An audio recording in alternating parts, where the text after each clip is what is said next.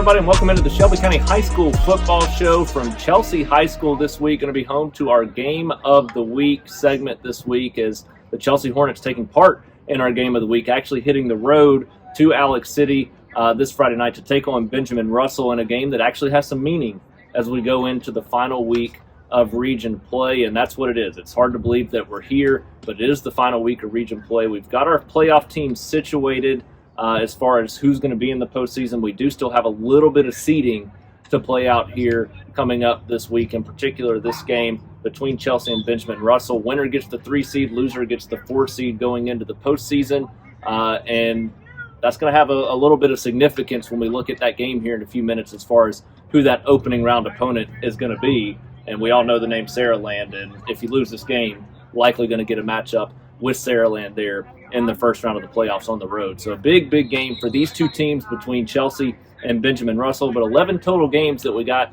to talk about this week on the show. You look back at last week, Andrew, Thompson loses another 1-point overtime game. Chelsea and Helena battle it out for the 2 seed pretty much there. Helena locks up the 2 seed in that matchup. Spain Park locks up a region championship. So a lot to look back to last week, but a lot of excitement ahead this week as well. Exactly. There might not be a ton of playoff stakes, but there's definitely a lot of really great matchups on tap this week. I know we kind of looked back at this point last year, and we had a ton of playoff stakes going into this one, probably our longest show in history, just going down all those playoff scenarios. And this week, well, we just have the game behind us right now between Chelsea and Benjamin Russell. So polar opposites in that, but we still got some pretty competitive matchups on the docket for you this week. I'm really looking forward to that Helena-Calera matchup as two of the most dynamic offenses in the county go head-to-head. I think that Oak Mountain Hillcrest game could be underrated as well, but top to the bottom, I really want to see just how many of these teams, whether they're going to the postseason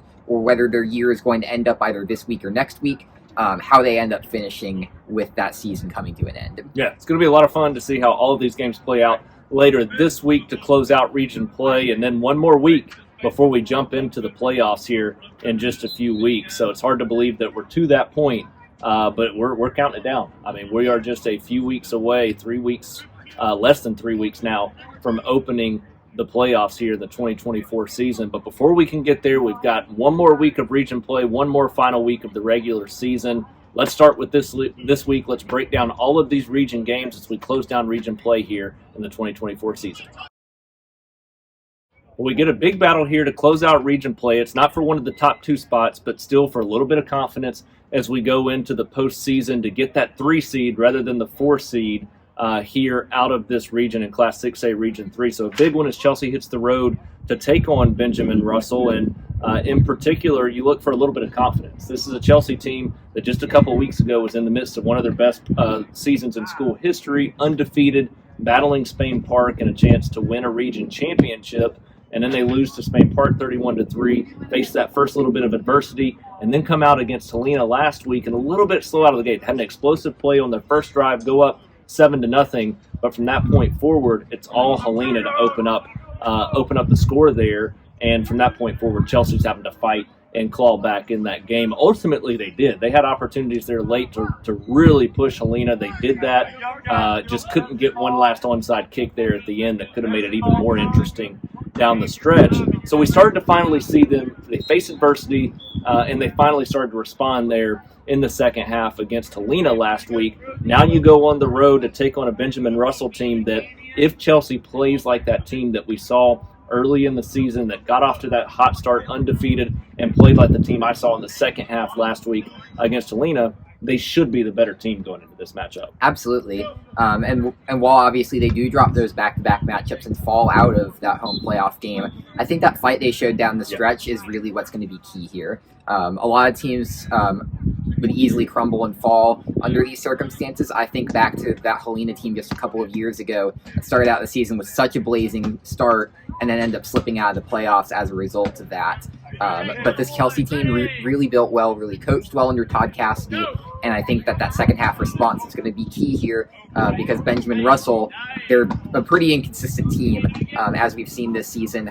Last week we got to get a good look at them against a county team with a 27-0 win over Pelham, but just a couple weeks before that, they gave up 55 to Spain Park. And when you're giving up as much as 55 in 2 weeks ago, and then shutting them out just last week, it does speak to a little bit of inconsistency on the defensive side. I think this Benjamin Russell defense is pretty vulnerable when it comes to stopping high-powered attacks, which Chelsea has proven that it can be, certainly at times. I think that run game has obviously been what they like to hang their hats on, but you also can't sleep on this pass game because Miller Bowman and this pass attack, getting everything out to CJ Durbin as well, has been really strong in this team and getting down the field as well. They've just got to finish up drives and make sure that they start out strong because Benjamin Russell, they do have a decent high-powered offense of their own, scoring 29.6 points per game. And in particular, their passing game is a really big strength of theirs.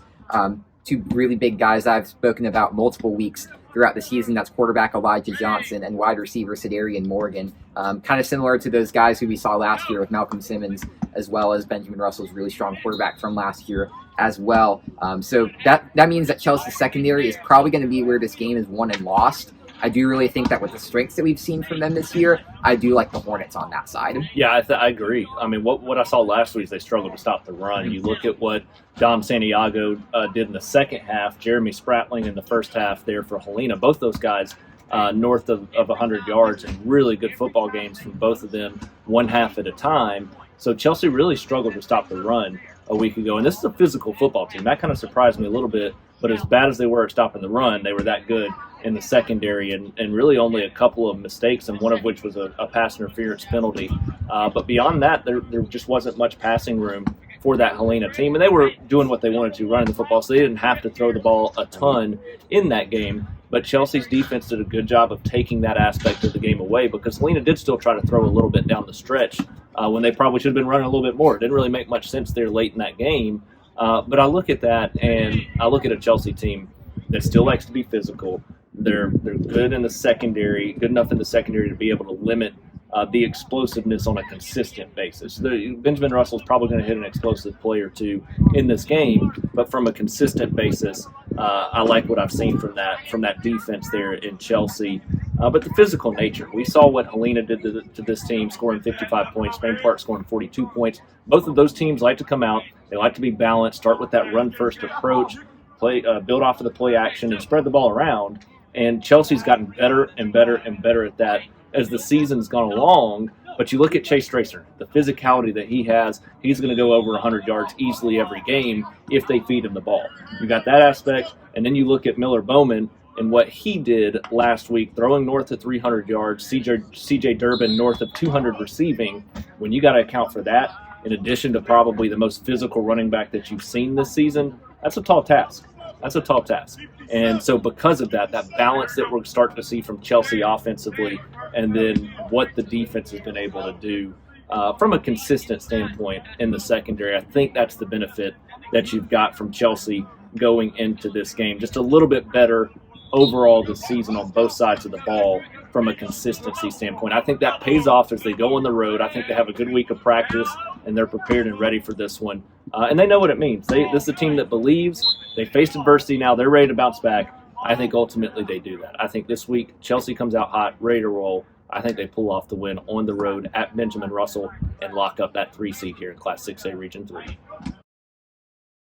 Before we talk about the Thompson Warriors, we got to talk about 3D Air Services. We're starting to get that little bit of hint of fall time. It's warmed up a little bit this week, which another reason you may need to call 3D Air Services.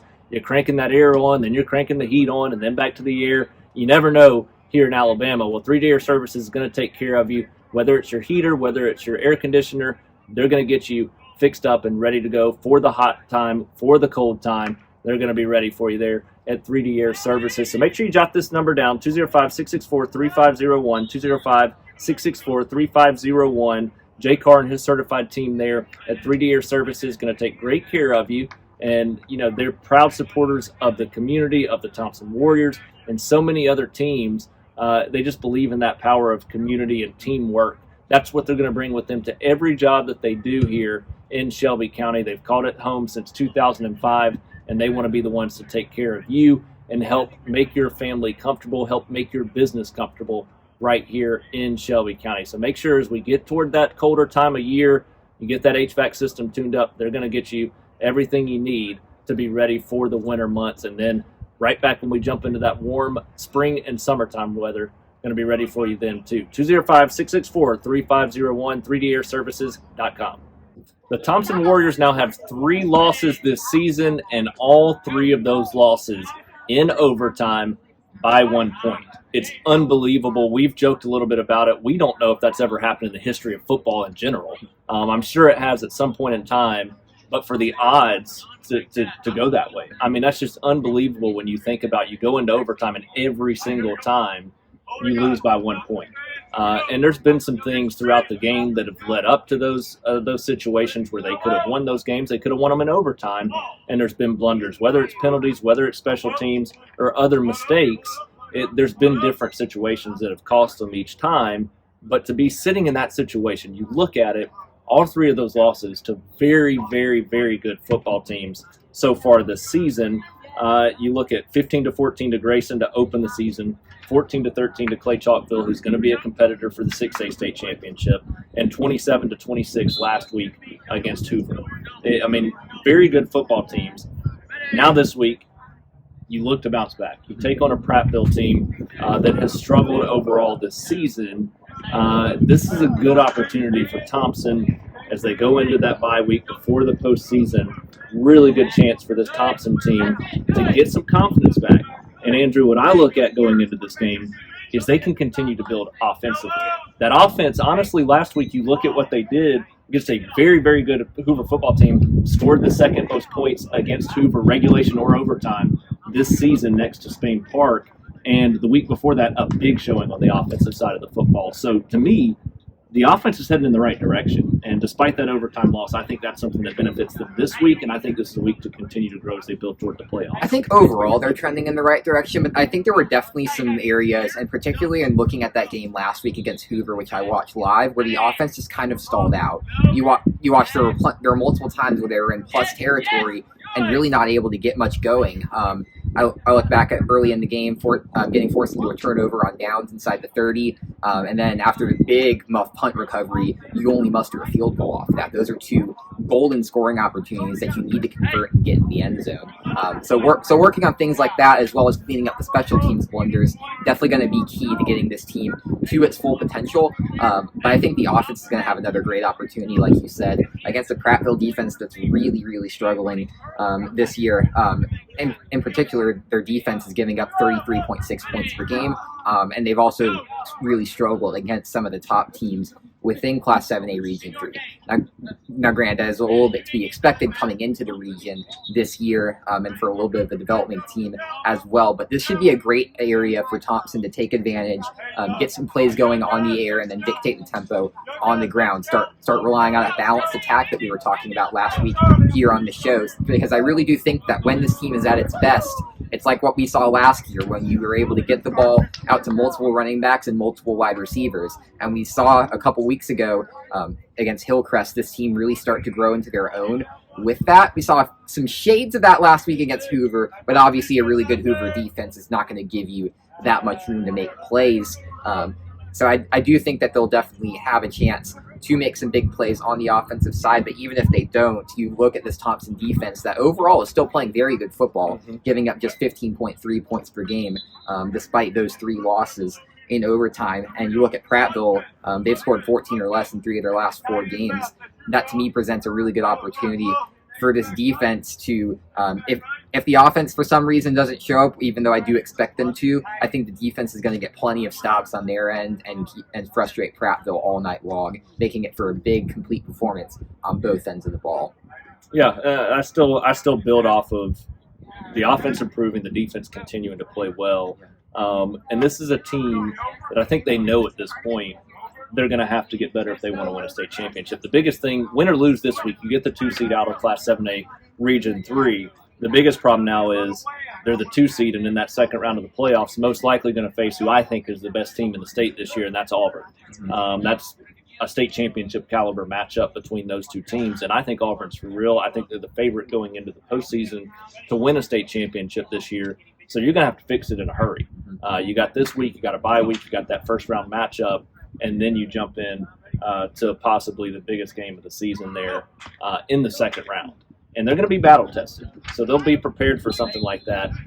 But you need to start showing some positive signs. And this week, going up against a Prattville team that's lost 4 in a row, they've given up 40 or more in each of those 4 losses over the last 4 games. This is a prime moment for Thompson to figure some things out offensively. They did it a couple of weeks ago. We saw that. They spread it around the yard. I think they do that again this week, and you pair that with a defense that's giving up 15.3 at Thompson, taking on, like you said, a Prattville offense that scored 14 or less in 3 of the last 4. So ultimately, everything points toward Thompson. I don't think they're going to be down on themselves. They're going to come out and be ready to play. But at the end of the day, this is also a team that has higher aspirations than just getting into the postseason. They want to make a state championship run and get back there. And that's going to take them figuring some things out from a consistency standpoint on that offensive side. And I think this week goes a long way toward that and giving them some of the things they need to look at going in to the playoffs. So we'll see how the Warriors handle that as they do host Prattville this week. A great opportunity for them to build some momentum coming off of another heartbreaking 1-point overtime loss. Ultimately, we both have a good feeling that Thompson's going to bounce back in a big way here against Prattville. As we talk about the Oak Mountain Eagles needing to heat up at the right time in this big matchup this week as they get senior night, we also got to talk about 3D Air Services, who are going to also help you heat up this winter time. It's getting that time of year where we're starting to cool off the temperatures. With 3D Air Services, proud supporters of the Oak Mountain Eagles, proud supporters of the Shelby County Football Show, they're going to take care of all of your HVAC needs throughout the cooler months here as you look to get that heater tuned up, or if you need an emergency repair. Obviously, as we look at the changing of seasons, we get some hot days, we get some cold days. Well, 3D Air Services is going to take care of all of your needs. Jay Carr and his certified crew do a great job there at 3D Air Services. Make sure you jot this number down, 205-664-3501, 205-664-3501, 3dairservices.com. We're going to take care of all of your HVAC needs, heating or cooling, throughout the entire year, and they want to take care of you from a community standpoint. They've called Shelby County home since 2005, and they're proud supporters of our community, of our local teams, so make sure you support them in return. Well, the Oak Mountain Eagles, it was a tough sledding last week in a matchup against Hillcrest-Tuscaloosa. They fall 63-0 in a shutout loss there and just couldn't get things going against a very, very good football team in Hillcrest-Tuscaloosa. And now they hope to bounce back as they host Hillcrest-Tuscaloosa this week. The Eagles, they've lost three in a row, 5 of the last 6 games, and they're taking on a Hillcrest team that's starting to show a little bit of confidence here down the stretch here of the season. Won 3 of the last 4 games, coming in off a 53-28 win over Prattville as well. So one team gaining a little bit of confidence, the other searching and trying to find it here late in the season. Absolutely. I think that's the story of this game, really, is that Hillcrest, even though I think these two teams are really closely matched on paper, I think that Hillcrest has that little bit of boost off their confidence in their recent results. Because you look at the numbers for this team, Oak Mountain offense scoring 23 points per game, Hillcrest a touchdown better at 29.4. Oak Mountain's defense giving up 36.6 points per game. That includes that 63-0 effort last week. And then Hillcrest giving up 28.7 points per game. So all those categories within about a touchdown of each other. So I do think that this game has the potential to be a close one. It could be a sneaky one. But Oak Mountain is going to have to show up and have the confidence and be ready to play within this one. Obviously, we know the season is lost by now. The playoffs are out of reach for the Eagles. You still have 2 games, though, potentially to get up to a 500 record, which would still be a great feat for this program when you look at where it was just a couple of years ago. But this offense in particular has struggled in the past couple of weeks against some pretty big challenges. They've scored 14 or less in 3 straight and in 4 of their last 5 games. And you can't really do that against a Hillcrest team that has shown the ability to get up and down the field against some of the lower quality teams within this region. Hillcrest also coming off of a day extra rest after that Thursday game against Prattville. That could prove to be crucial as well. But to me, I don't think the defenses are going to be the ones that decide this game. I think it's going to be the offenses. It's going to be a little bit of a shootout. I think it could get messy at times. But if Oak Mountain can prove to me, like they did earlier in the season, that they can hang with some of these high-powered offenses, and I think in particular back to that Prattville game, one that they ultimately lost, one where they hung with a really high-powered Prattville attack. then I think that this game could ultimately tip in your favor. But I need to see them get it done, and that's why I ultimately lean towards Hillcrest in my pick. Well, and Oak Mountain looks like they've regressed a little bit since then in a tight loss to Prattville. Hillcrest has gotten better as the season's gone along and just came off a 53-28 win over Prattville. So ultimately, I think things adding up, going toward Hillcrest, their direction compared to Oak Mountain. And when your defense, they've given up 20 or more in every game this season. That's just not something you can do when your offense has struggled the last few weeks, like you said, scoring 14 or less in 3 straight and 4 of the last 5.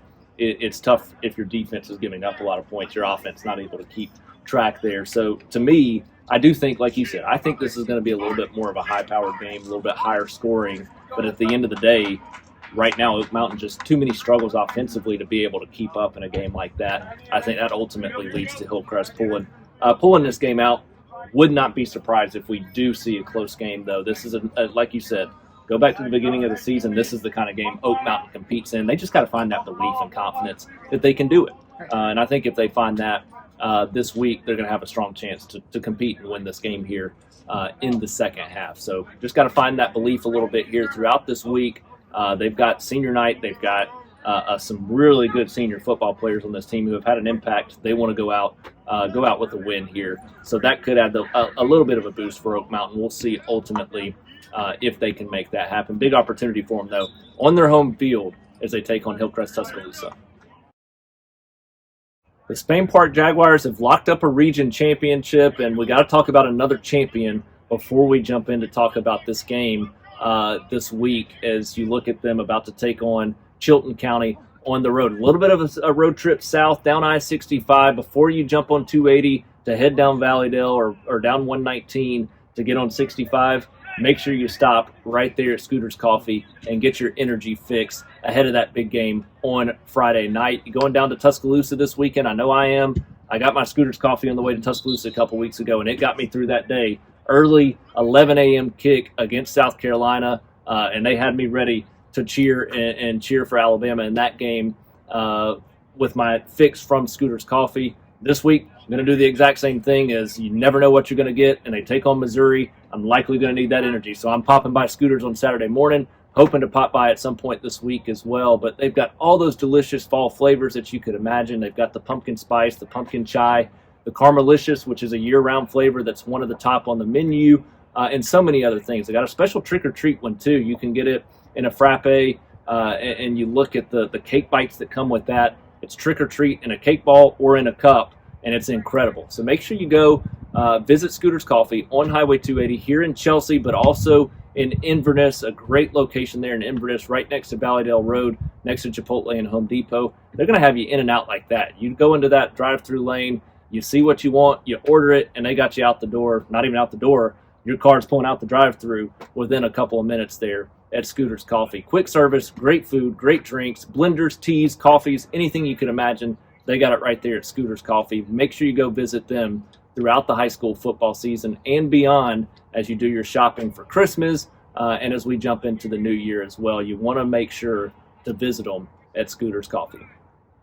For the first time since 2015, the Spain Park Jaguars are region champions as they take home the Class 6A Region 3 championship. And this is a team that we expected coming into the season was going to be the region champion, and they held true to that. They've played tremendous football all season long from start to finish, and I think they're starting to play their best football of the season right now at the right time. And the offense, maybe still has a little bit of room for growth, but I also think they've held back a little bit, to be honest with you, because we saw some big numbers early in the season. But the defense, to me, that's what continues to improve and get better. Now you go on the road to take on Chilton County, and there's not really much on the line going into this game, and that's what you worry about. But ultimately, Spain Park's been solid all season.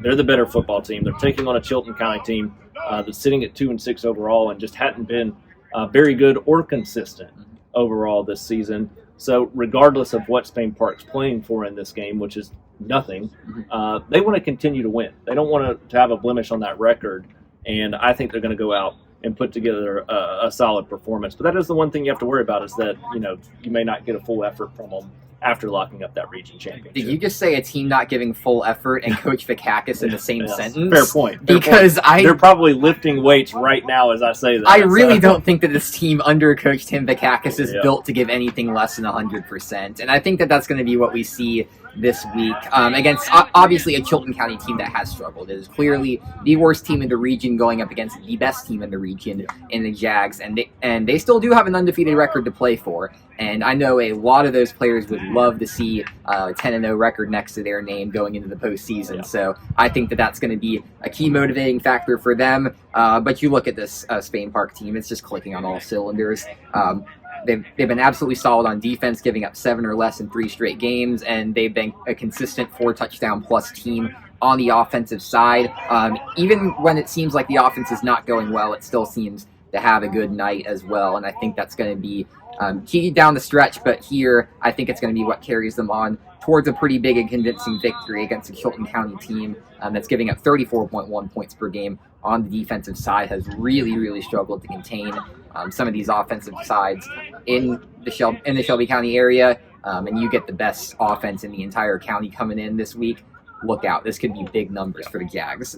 Yeah, I build off of that and say when I talk about this team, not having much to play for, I turn that into a positive too, in the sense that these starters, I think they want to go out, have a big night, and same for Vakakis. I think they want to go in that first half, set the tone, make a big statement, build a lead so that in the second half they can get some depth experience. I think that's a huge key for this team in general going into the postseason when you look down the road and having to face some of the top tier of Class 6A for a state championship. You're going to want depth and you're going to want to be healthy. So if the Spain Park starters can go in, make a statement, and go up big, not just this week, but the week after, give those guys some rest in the second half, get some backup, some good experience as they go into the playoffs, that's something to play for. That's something the starters want to do each and every week. If I'm a football player, I want my job to be done at halftime. I want to be on the bench. I want to be supporting the other guys, getting them some experience. And if they play their best football game against Chilton County, they'll have a chance to do that. Obviously, we're giving Chilton County plenty of bulletin board material,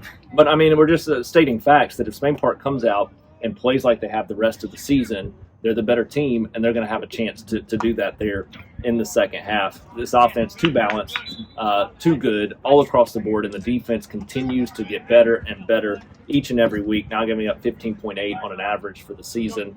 This is a really good football team. I think they're going to make a deep postseason run. I think they make a statement here in this one against Chilton County on Friday night as well. Continue that undefeated record for the Spain Park Jags as your 2024 Class 6A Region 3 champions.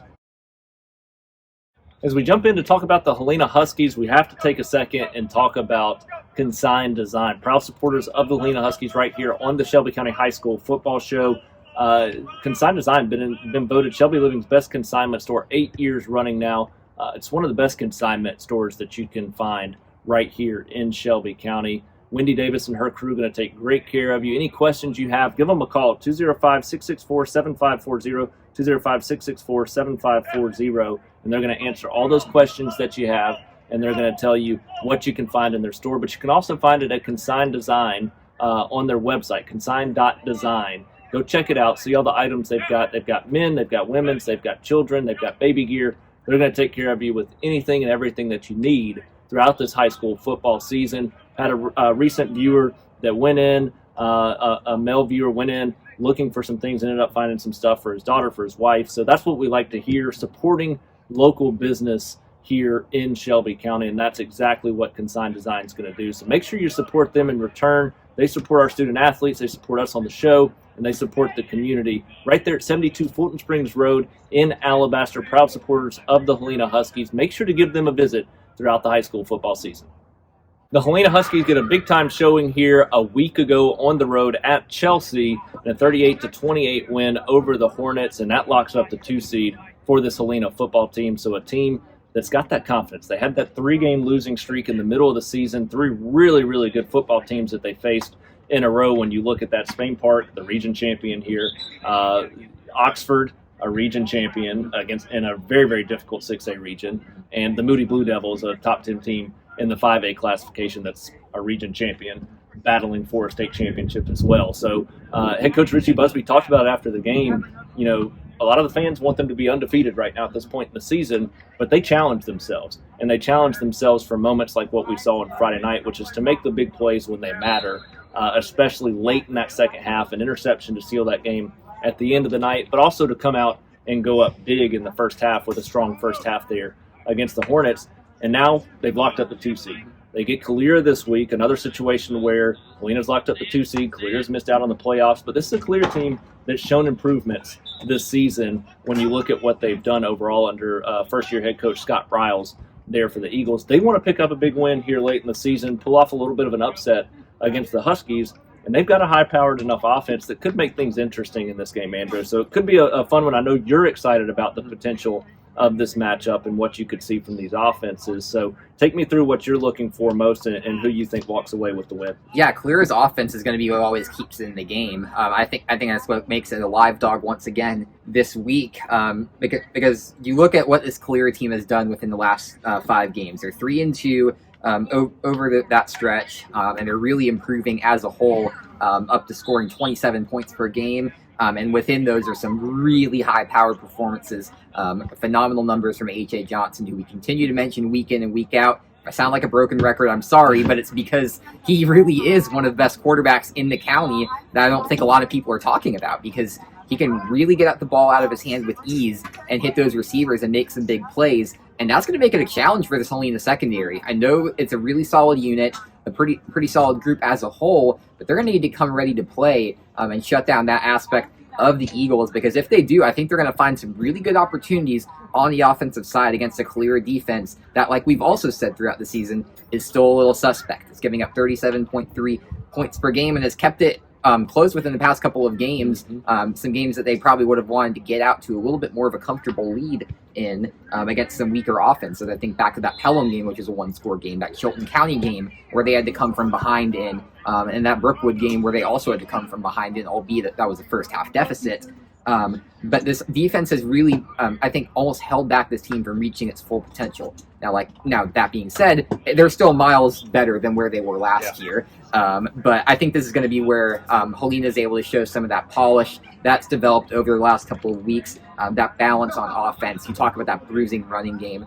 It's been a hallmark of this Helena team for so long, and to see 2 new running backs step up in that with an offensive line that's growing by the week, I really do think that is going to continue to be what this offense hangs its hat on down the stretch. But the best Helena teams have also had some big play potential down the field, and I think that Nate Ferguson is getting to that point with this team. If you can hang a few big plays on this Eagles team early, I think you can make this a pretty long night for them overall, even if you allow a little bit of traction to be gained by the Eagles on the offensive side. So I think Helena wins this one by a pretty good score. And Nate's a guy that has really progressed and grown. A lot of quarterbacks across the county. Look at Miller Bowman here at Chelsea's one that's grown as well. You look at some of the throws he made last week. He didn't have to make a ton of them, but he was on point with most of them. And that's the big thing, the accuracy and being on target with several of those throws. He's had 2 others, one a pass interference that was in really good position that obviously was incomplete at that point, and 2 a throw down the middle of the field, both to Torrey Ward, who's a strong downfield presence, and that one just missed Torrey Ward as he goes up into over the defender and almost made an incredible grab there, but it was right on target. Both of those, he made some incredible throws on out routes, so he's really grown as a passer. They just hadn't had to use him a ton, only in specific situations. But he also had a great RPO read last week where he pulled and ran as well, and that's what impresses me is his ability to read what he needs to do in this offensive style. So that, to me, is something that gives Helena an added benefit in a game like this. They're physical with the run game, but you got a quarterback who understands what he's trying to do by keeping the ball protected and reading what the defense is going to do. The big key that you got to look at, Jeremy Spratling goes down with an injury late in the first half last week. Looked like a pretty ugly injury to the leg around the knee area. I do think he got up and walked off, but it didn't look comfortable. I think he might get some rest this week. If he's going to come back this season, I think he gets some rest this week, if I had to guess, with another bye week coming up before the postseason after this. And honestly, it doesn't hurt him a ton when you got a guy like Santiago who can step in right behind him and go for $150 as well and a couple of touchdowns. So I look at what they can do running the football. Santiago was very, very confident throughout the night. In addition to that pass game, think A.J. Johnson's going to try to keep them in this for Calera with the passing game and what he can do on the run. But this is a Helena team. Since that 3-game losing streak, they could have taken that and gone the wrong direction. They've gotten light years better from those 3 losses, and they are climbing and climbing. And I still think their best is yet ahead here down the stretch as they play Calera this week. I think they get a win in that one. And then I think when they jump in the postseason, we're going to be surprised to see Helena continue to make a little bit of a charge there in the Class 6A playoffs here in a couple of weeks. But for me, that Helena offensive attack combined with the physical defense is going to be a little bit too much for this Calera team. Nonetheless, great improvement from Calera this season as they continue to build for the future with a young football team as well. The Pelham Panthers have a big one on the road at Leeds this week, and I can tell you somebody who's consistent with going on the road and helping people out, and that's 3D Air Services. And before we talk about this game, I want to tell you about our friends at 3D Air Services. Jay Card and his certified team do a great job. Any heating or cooling needs that you have, make sure you give them a call because they're going to treat you like family. They're going to treat you like community, and that's what they believe in. They believe in that power of teamwork, dedication, and community, and that's what they take with them to every job that they do to make your home and business comfortable with your family, with your coworkers, whatever it may be. 3D Air Services is going to take care of you. So make sure you jot the number down, 205-664-3501, 205-664-3501, 3dairservices.com. Anything you need, cooling, heating, as we get into these colder months, they're going to be the ones to take care of you. You hear us mention them so many times here on the Shelby County High School Football Show because of the support that they believe in our teams, in our schools, in our community. Make sure you support them in return. Again, 205-664-3501. The Pelham Panthers now sitting at 1-7 overall with 3 consecutive losses. They're coming off of a bye week, as they played probably their most difficult stretch of the season to this point. But it doesn't get much easier this week. They hit the road to take on a top 10 Leeds Green Wave team. They're in the 5A classification. So the big thing is you got a classification advantage, being a 6A team going down to play a 5A team. But this is a Pelham team that early in the season, defense had some struggles, but the offense was making up for it a little bit. They had a few really close losses because their offense was playing so well and they were putting up points. But that's gone the opposite direction from where they were. Gone from scoring 33 or more in 3 straight before their bye week to scoring 7 or less the last 3 weeks since that bye week. And to me, you're going on to take a Leeds team that can put out a pretty good defense on the football field. So that's where I struggle in this one. I think it's also just based off of what Leeds' high-powered offense has done. I mean, obviously, you look at that. You look at that Briarwood game as a little bit of an anomaly, and I know that you got to watch that one live. But this Leeds team is really, really good, scoring 37.4 points per game. And you have a Pelham defense that's giving up over 30 on their own end as well. So I think this Pelham defense is going to need to be ready for this one. And be a strong unit in this game. Otherwise, it's going to get away and get ugly pretty quickly. Obviously, you have that 27-0 loss to Ben Russell last week, and that can be incredibly demoralizing, especially when paired with a couple of other bigger losses to Spain Park and to Helena as well. 3 playoff teams, admittedly, but 3 tough losses where you only scored 9 points combined and 7 points total on the offensive side. But like you said, this team is young, this team is growing, and I think they're going to approach these 2 games as challenges to get better for the future. I think Coach Vickery is going to use these couple of games to figure out what he's going to want this team to look like come the 2025 season. And I think that's going to be what's going to be key here.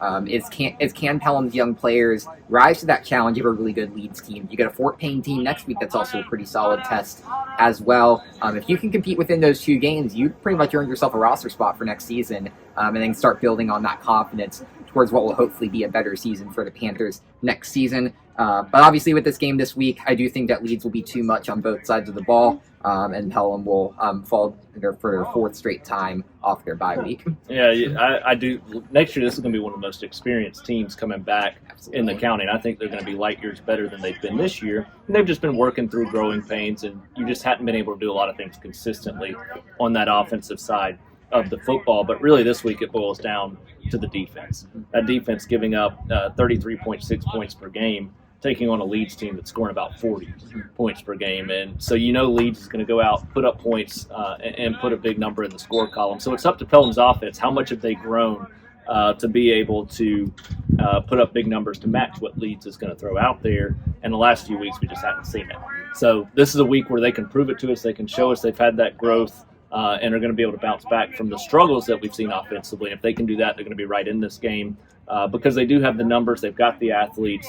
It's just a matter of Leeds right now is the better football team with confidence coming into this one. So we'll see if Pelham can flip that switch, somehow have a good week of preparation, but more importantly, have that belief going into the game that they can compete and match up and make the plays. And I think that ultimately boils down to their confidence level and what they're able to do this week at practice to get prepared for that game, a road game at Leeds. So we'll see how the Pelham Panthers fare. Right now, we expect Leeds to pull out the win there in that game. But Pelham, like you said, they continue to fight toward the end of this season and building for the future. That's always a dangerous thing when you got nothing to lose. You can make some big-time plays and take some chances. So we'll see if Pelham can do enough of that to be able to pull off the upset against the Leeds Greenway.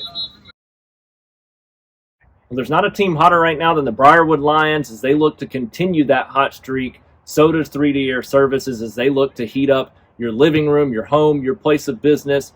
They're going to make sure to do that as we enter these colder months. We're here in late October. We got Halloween right around the corner, and then before you know it, we're into Thanksgiving and Christmas time, and winter is fully in effect, and you're going to need that heater working at top notch. If it's not, or if you just want to get it tuned up, 3D Air Services is who you want to call. Jay Carden's certified crew going to take great care of you. 205-664-3501, 205-664-3501. Visit them at 3dairservices.com to see all of the things they can do for you. Whether it's your air conditioner, whether it's your heater, they're going to get you set there at 3D Air Services. They believe in the power of community, teamwork, dedication. They're going to take that with them as Shelby County residents right here since 2005 to every job that they do right here in your community. Make sure you support them in return for the support that they're showing all of our local schools right here in Shelby County. Briarwood Lions hit the road to take on Hayden this week, and unfortunately, Andrew, Lions have officially been eliminated from the playoffs after Corner snuck out a tight win over John Carroll. I'm sure the Briarwood fan base and head coach Matthew Forrester were watching that game really closely as Corner needed to lose that one and then one more this week, which is a good chance that that could happen. But right now, Briarwood, best they can do is finish 3-3, which would put them in a tie with Carver, who ultimately has the tiebreaker over them from a win earlier in the season. The crazy thing is, and I made sure to jot this down, is how important scheduling could be, because they played that Carver team right before that bye week. Luke Reynolds comes back. This team flips a switch and is completely different since then. And now you look at it, if they had had that bye week a week earlier and they push Carver back a week, this is a team I think that wins that football game and is going into the playoffs here in a couple of weeks. So that's the sad thing. This is a team right now that no 5A team wants to play going into the postseason because of the growth they've had offensively and how good they are defensively this season. And this week, that should show against Hayden in this matchup. Yeah, admittedly, the first thing I did last week after I got out of Thompson Hoover, that first score that I checked was that Corner and John Carroll score, because I wanted to see if this Briarwood team would progress. Unfortunately, that did not happen because you do feel bad for this Briarwood team. Due to circumstances out of their control, they miss out on the postseason. It's just a team that's really, really, really trending in the right direction. When we say no hope left, but we've seen crazier things, and you never know when a forfeit may happen or an ineligible player has played. So that would be their last little bit of slim hope there. But I would say 99.9% chance that that's not going to happen. I think you've thrown that into like throw as many bones out there as I can. that would be a pretty wild thing to happen if that did end up indeed happening. But obviously, Briarwood, you do still have a little bit to play for in these last two games against Hayden and McAdory, just continuing on that win streak and continuing on in that positive momentum. You've got some solid pieces that you can build on for the future, and I think this team is going to really use those games to become a better version of themselves in preparation for next season, when they'll hopefully be able to give that all for all 10 games and remain healthy during that stretch. But you look at this Hayden team, and it's really struggling as well. They've scored 8 or less in 7 of their 9 games this season. They're not very good, and you go against a Briarwood defense that has been lights out pretty much throughout the season. That's been the one constant, is that outside of maybe that season opening loss to Oak Mountain, it's been pretty solid week in and week out. And I do really think that that's going to be the big thing that keeps this team going in this game. Even if the offense has a little bit of an off week, I think that defense is going to be that big thing that can be relied on so that they can ultimately push themselves to a win. But I think at the end of the day, this Briarwood team is going to roll on both sides of the ball, make a big statement win on the road, and close out region play with a bang. Yeah, I mean, the tough thing is this Briarwood team, the way they're playing right now, is a top 10 team in the 5A classification. Absolutely. And it's unfortunate they most likely won't get into the playoffs at this point, but in this matchup, they're the better football team by far. Their defense playing lights out, like you said, been consistent going up against a Hayden team that is just not scoring enough points at this point in the season, scoring 8 or less in 7 and 9, and only more than 16 in that season opener, way back at the beginning of the season. So Briarwood's defense is going to come out, have another big game, and the offense should come out and, scoring just a shade under 20 at 19.1 points per game still overall, but they've grown and grown tremendously down the stretch of the season. I expect Briarwood to pick up a big one and pull away here in this matchup at Hayden. As you prepare to hit the road to follow the Montevallo Bulldogs to take on Jemison, make sure you get ready by visiting all the great businesses there on Montevallo Main Street. Run by and get you a cup of coffee, get you an early dinner, or a night before pregame meal. You want to visit everything you can on Montevallo Main Street. It's a beautiful area. They've got the businesses, they've got the restaurants, the coffee shops, anything you need, everything you could need right there on Main Street in Montevallo. They put on a ton of great events throughout the year. And they've got all those listed on the website there. You can go to the city of Montevallo, you can go to Montevallo Main Street, find everything you need to about what's happening there on Montevallo Main Street. Next week, they got the big hometown Halloween event right there on Halloween night on Main Street. Go around trick-or-treating from the different businesses, and several other people are going to be set up there in Montevallo. So a lot of great events upcoming there as we near the Christmas season and holiday season as well. But in addition to that, beautiful fall time weather. You want to go down there and visit them and see what all Montevallo Main Street has to offer. Proud supporters of the Shelby County Football Show. Be proud supporters in return of your local community and your businesses there on Montevallo Main Street.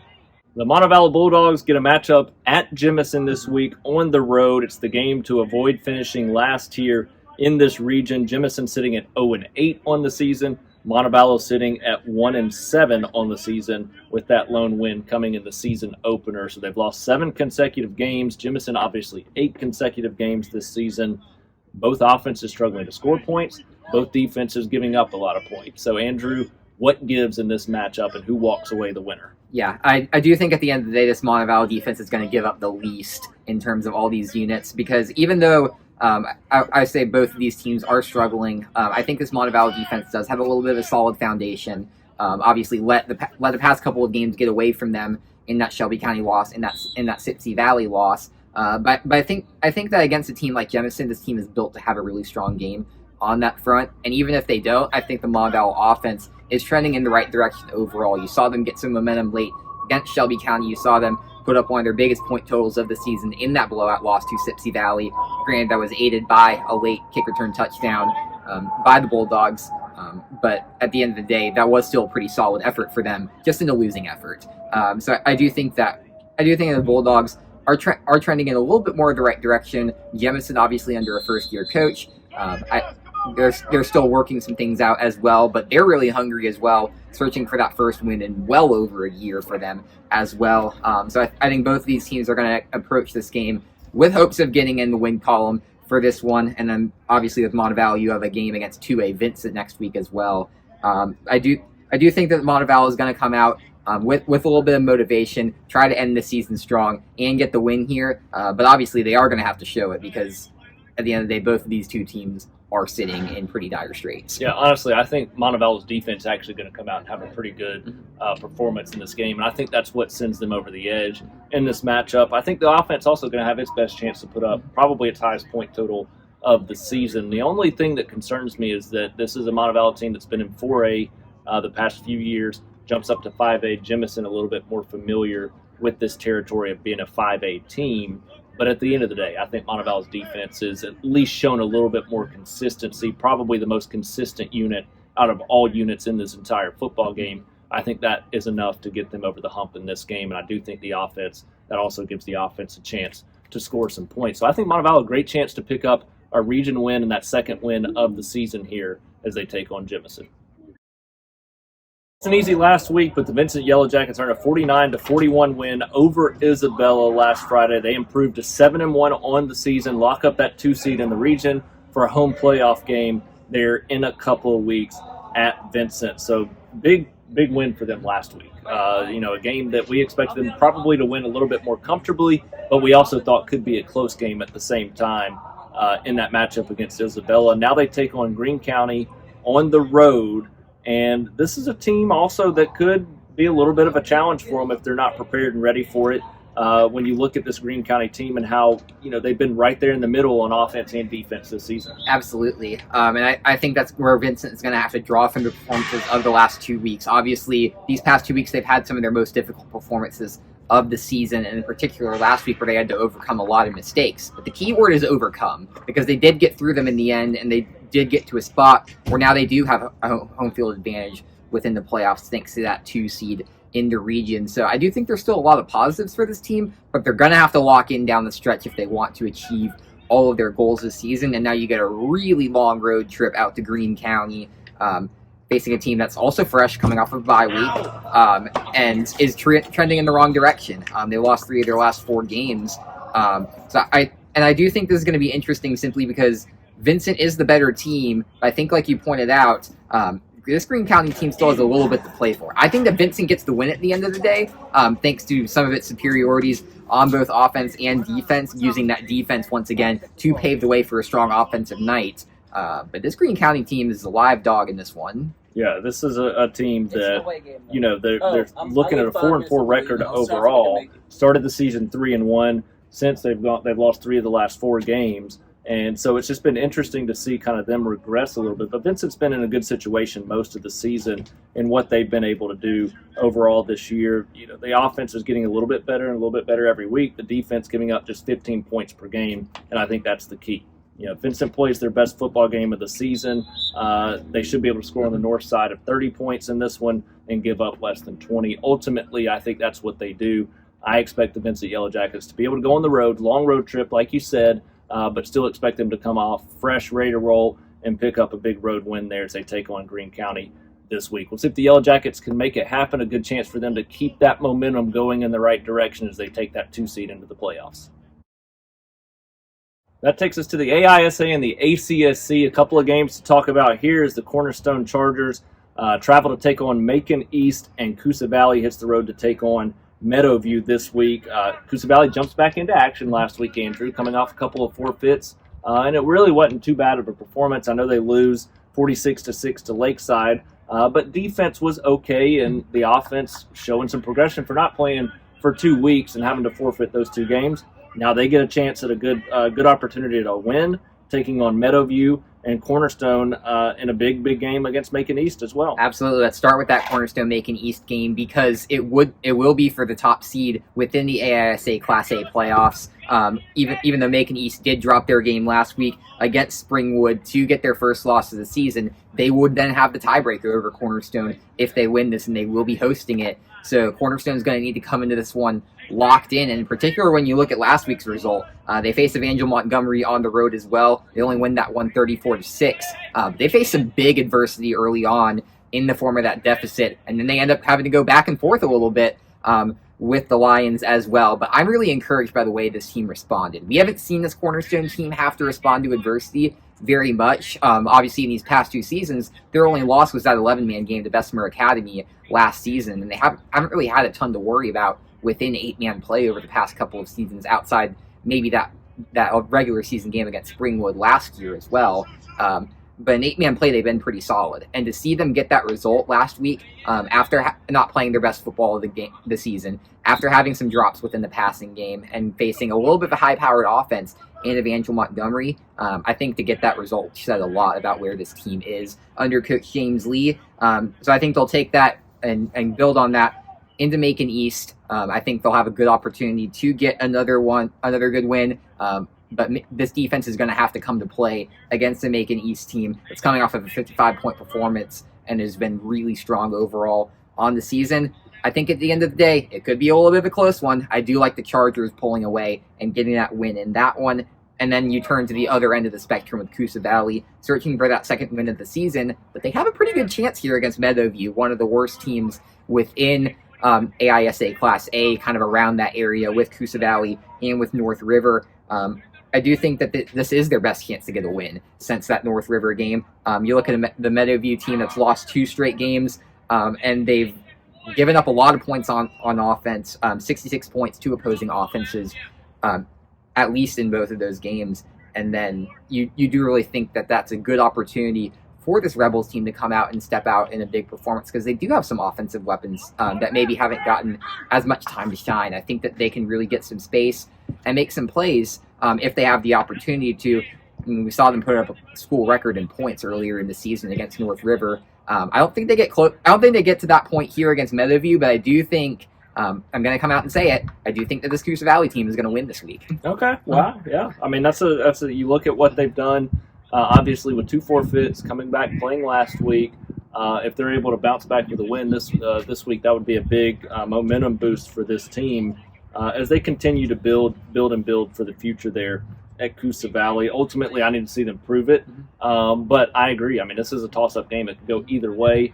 I'm going to go with Meadowview, but I don't have faith that that's going to be the outcome at the end of the night. I think Coosa Valley's got a really good chance there, especially when you look at how much Meadowview struggled so far this season. Cornerstone, Macon East, Macon East coming off that 85-54 loss to Springwood, a team that Cornerstone beat 60-12 this season. But AISA 8-man play, I just put it in a hat and draw. Right. Because I have no clue what I'm going to get at this point. I think you look at the way they played against Evangel last week, Cornerstone in that game, 34-26, and we're probably a better than that team in that game, and should have won that game a little bit bigger, and didn't. So you just don't know what you're going to get going into a matchup like this with everything that's on the line, how they handle the pressure and the nerves. But Cornerstone's the better team. On paper, they're the better team, and their offense should get back to what we saw for most of the season, taking on a defense that just gave up 85 points. I think we're going to see Cornerstone's offense score a lot of points in this one. Ultimately, it's how well their defense plays if they're able to create enough separation to win. I think they do well on both sides of the ball. I think the Cornerstone Chargers walk away with that win and improve to 9-0 as they chase down another state championship. Well, that takes us to our SCR Stars of the Week segment. And before we jump in, as always, we got to tell you about the other star right here in Shelby County, and that's Bertoloni's Italian Restaurant. And it's one of the best Italian restaurants in the state of Alabama. You got to find out why this place has been voted Shelby Living's best date night, best pizza restaurant, best upscale restaurant. As football season starts to wind down, you're going to be looking for that date night, looking for a place to go out to dinner with the family. Bertoloni's is the place to do it. And in the meantime, while we're in the thick of the fall sports season, jumping into winter sports coming up soon, you want to take advantage of those family meals that are going to last you throughout the week there at Bertoloni's. Go check it all out. Bertolonis.com is their website. You can go visit them there, check out everything they have to offer from their menu, also to those to-go opportunities with the family meals and everything there. So you can make your to-go order there. You can DoorDash it. You can get it ordered from there as well. Or you can give them a call, 205-644-8780, 205-644-8780. But go visit them there at Bertoloni's in Calera, right off of Interstate 65, next to Walmart there in Calera. Very conveniently located for anybody in the Birmingham metro area and Shelby County to get out to Bertoloni's there and test out that great menu. You can't forget about the traditional Italian cuisine that they've got with those Italian dishes like spaghetti and meatballs, like chicken parmesan and lasagna, but also those pizzas, the upscale nature that you get with the bar and the wine and the full drink menu, but then that cake. You can't go home without getting a slice of that cake, whether it's the strawberry cake that they're known for or another seasonal slice or many of their other flavors that they have there at Bertoloni's. You're going to want to make sure to give them a visit or check out their website, order that to-go meal there at Bertolonis.com. Again, 205-644-8780. Find out why Bertoloni's is an SCR star. And Andrew, we got a lot of other SCR stars that we want to talk about here on this week's show. We got a list of 12 different players, and all of them had huge impacts in their game this past week. Absolutely. We're going to start up with the Spain Park Jaguars. Talk about their quarterback, Brock Bradley, as we have for so many times throughout this season, was incredibly efficient, both in receptions and completions, as well as making touchdown plays. 9 for 13 passing, just those 4 incompletions. And of those 9 completions, 4 were for touchdowns, going for 205 yards as a total in that big win last week. So big shout out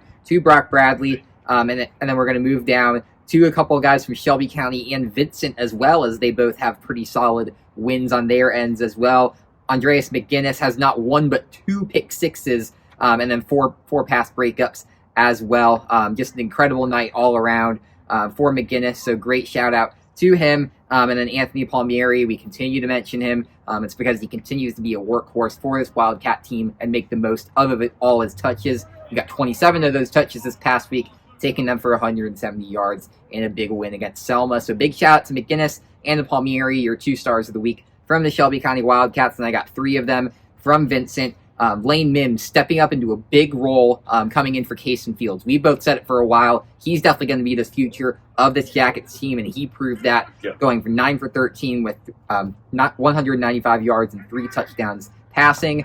Big night for him there. And you also had a good night in the run game from Aiden Gassaway, stepping up for Jaden Roberts in that role. 23 carries for 109 yards and 3 touchdowns. So 2 guys who've definitely had some roles to play within the offense this season, but in their biggest moments of this season against Isabella, they stepped up in huge ways. So big shout-outs to them. And then Grayson Gould, a personal nomination from Coach Weatherford, but we would have included him anyway. 21 tackles over on the defensive side. He just continues to be a workhorse for that team. One of the top tacklers within the entire state, and well on his way to getting another All-State nod over with the Jackets. So a big shout out to him. He is somebody that you've got to start looking out for. If you're looking for a big defensive guy with a high motor and an appetite for the ball, you've got to get after Grayson Gould, because he is one of the best, not just in the county, but in the state of Alabama. Yeah, it's fun to see. You look at the continualness of what we've seen from those 2 teams last that you just mentioned, Shelby County and Vincent, throughout the season. And for them to have multiple guys just about every week that are mentioned on the SCR Stars of the Week segment's an awesome thing to see. And to see where those programs have come and built over the last few years. So huge congrats to all those guys and their SCR Stars. We've got several others that we want to talk about, starting with another one from Spain Park, and that's Corey Barber, who has continued to be that top target for Bradley in the passing game. 4 receptions, 140 yards, and 3 of the 4 receptions, 4 touchdowns. It's unreal what he continues to do. His yards per catch, his percentage rate at catching touchdown passes. Most of the time when he touches it, he's going to get to the end zone, and he continues to play well there as a top target there for the Jaguars. Over at Helena, a few guys to mention there as well, and they both run the football very well. We start with Jeremy Spratling. First half, 162 yards, 2 touchdowns on 16 carries before a late injury there late in the first half. He was on pace to clearly go over 200 and was probably going to come close to touching 300 yards on the ground. But that's with him splitting carries, too, with Dom Santiago stepping in and playing well. Even in the first half, he had some good plays, but he really took over there late in the first half, and then in the second half, had 130 yards running the football with 2 touchdowns on 13 carries. Also had 2 receptions for 16 yards there for the Helena Huskies in that big 38-28 win over the Chelsea Hornets. But even in the loss, some Chelsea players really stood out as this offense continues to grow and get better. And they fell behind in that game, big deficit at the half, and these players stepped up in the second half and made a big difference in the comeback attempt there for the Hornets. And we start with C.J. Durbin, 210 total receiving yards, 2 touchdowns on 12 receptions in that game for the Hornets. He was first out of the gates. He has sprinted 67 yards from the first play there in the first half, in the first quarter, the opening drive for Chelsea, and gives them the early 7-0 lead. He was also big there in the second half in the comeback attempt as he finishes, like I said, 210 yards at the receiver position with 2 touchdowns. An unbelievable night for him. Obviously, the guy throwing him the football, Miller Bowman, that means he's going to have a big night too when you got one receiver over 200 yards. He had 316 yards passing and 2 touchdowns there for Chelsea in a big second half for him. And somehow they still ran the ball well too. And 29 carries, 123 yards, and 2 touchdowns for Chase Strassner. So the offense played well last week That bodes well for you going into this week's game against Benjamin Russell. If those three guys step up and play that way, this defense is going to bounce back and have a better performance this week. And penalties cost them last week. I know some fans here at Chelsea didn't agree with a lot of the calls. I know head coach Todd Cassidy got a personal foul going into the locker room because he was upset with the calls in the first half. Penalties is something Chelsea has to focus on this week. If they can limit those and they continue to have that success offensively, you're going to be looking at a team taking the 3 seed into the postseason here in a couple of weeks out of Class 6A Region 3. So huge congrats to all of those guys. Big-time performances here this past Friday night. 1 week of region play left. We'll see who all can separate themselves as SCR Stars of the Week going into that final week of the regular season.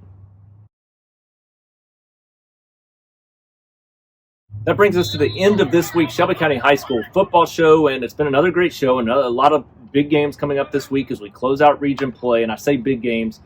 There's not a lot on the line, not a lot at stake for a lot of these teams, but you don't want to lose confidence if you're a playoff team, and if you're not a playoff team, you want to gain confidence going into the off season. So that's where a big week comes into play. And Andrew, when you look at the slate and what we've got, what sticks out to you? What are you most looking forward to? And what's that bold prediction for this week? Well, I think it's that Helena-Calera game just because I'm really excited to see how those matchups of those offenses go up against each other because I do think it could be a really high-powered game and one that could be really entertaining to watch on the field. I technically already gave my bold prediction earlier in the show. I think Coosa Valley is going to come away with the win, but I'm going to give you a bonus one for the week off of that Helena-Calera game.